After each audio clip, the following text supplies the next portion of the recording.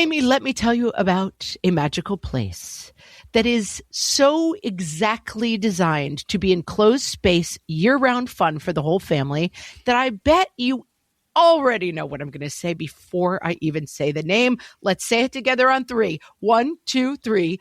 Great Wolf Lodge. You got it, Amy. My kids loved Great Wolf Lodge when we went. You probably already know that it has a huge indoor water park with a wave pool, lazy river, a bunch of massive water slides. But then your pack can hit the other attractions because, wait, there's more. Great Wolf Lodge has adventure-packed attractions like Magi Quest, a live-action game kids can play throughout the lodge, plus the Northern Lights Arcade. Spent some quality time there, so your kid who loves the lazy river and your kid who loves fantasy games will both have a great time. Great Wolf Lodge also offers great dining options and complimentary daily events like nightly dance parties, all under one roof. Unpack the car once and you're settled in to have fun. And with 22 lodges across the country, you're always a short drive away from adventure. We've both had such great times at Great Wolf Lodge, so bring your pack together at a lodge near you. Learn more at greatwolf.com and strengthen the pack.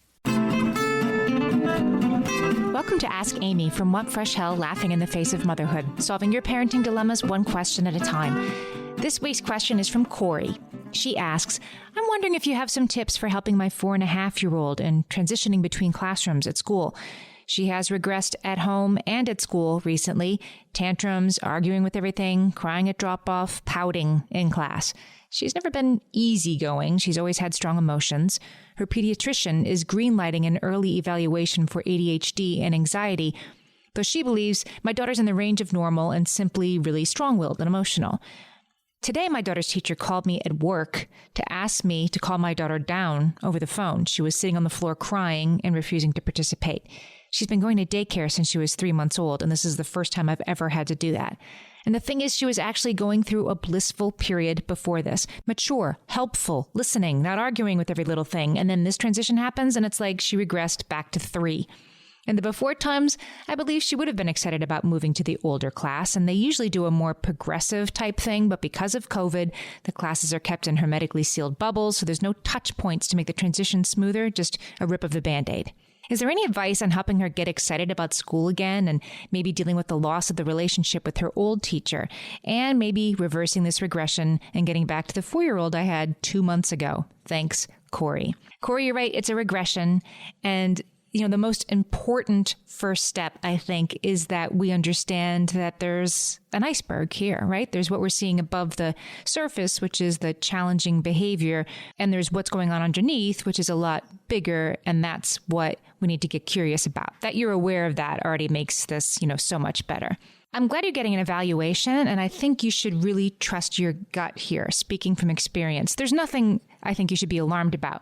But if you get patted on the head and get in like an, okay, mom, I think she's just a 4-year-old, or they send you home with advice to read more parenting books or something, nod nicely, go ahead, read the parenting books, but keep asking, because if you sense that something is different or not right, you really should trust your gut. You're going to check her sleep. Is something happening since the time change that she's not sleeping enough? You're going to check her diet. You're going to really sort of excavate for yourself, like what is going on. In this case, I think there's an explanation that's pretty obvious and pretty universal, which is the sort of ending of the pandemic, the returning to the way things used to be, which is hard. Our episode this week is going to be about returning to routines. And now that we can do what we used to do, we suddenly don't want to. For a 4-year-old, she spent 25% of her life hanging out with you, right? Doing this completely differently. So this really is a lot to ask of any 4-year-old. And it's a miracle that any of them can do this, can comply with all the additional rules that are in place because of this COVID time. As far as helping your daughter and what's going to work, I think you can be, extra cuddles at home, extra jammy time, extra support during what is clearly a difficult transition for your daughter.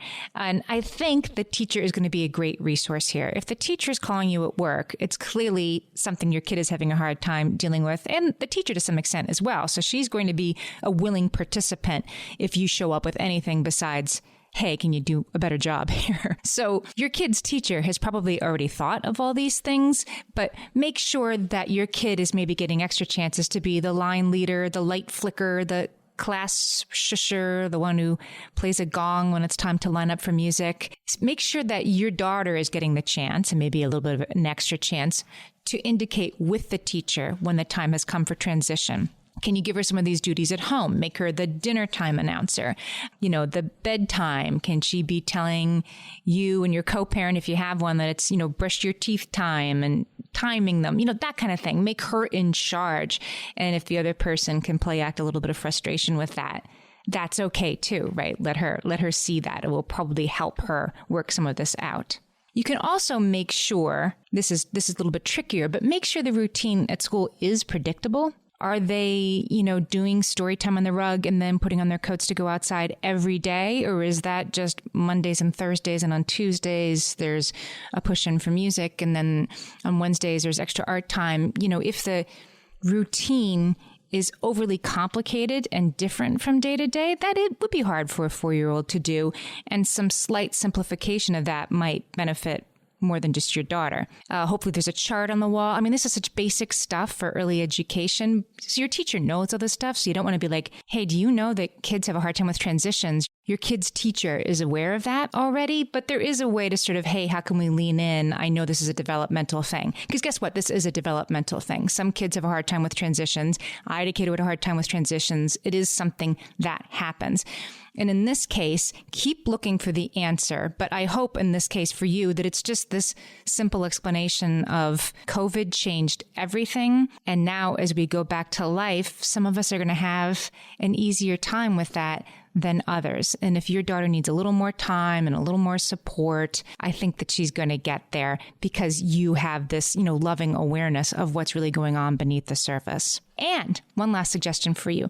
If the teacher can find ways to cut the kid some slack and not make her participate in every transition. I don't mean pay attention to her while she's having a tantrum on the floor and the, 14 other kids are lined up. I'm thinking of an example with my kid who had a tough time with transitions, really didn't want to line up for art, then really didn't want to line up for music, got to the point where this kid would go to art class in, their early childhood years and just not want to participate and just sit there. And this kid wasn't carrying on, and this kid wasn't throwing a tantrum, was just not participating. And this very wise teacher who had been teaching for a long time talked to me about it. She said, I don't really know why this is happening, but I decided to just let this kid be there and just be there and not do art. And it worked. And after a while, my kids started doing art again, So this is a season. Kids, alternate between these periods of regulation and dysregulation. So sounds like you're in the soup right now, but this will change. And hopefully for your sake, it will change soon.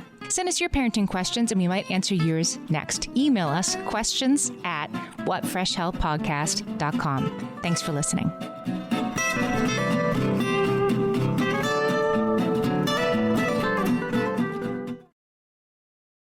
Close your eyes. Listen to Monday.com. Feel the sensation of an AI work platform. So flexible and intuitive, it feels like it was built just for you. Now open your eyes, go to Monday.com, start for free, and finally breathe.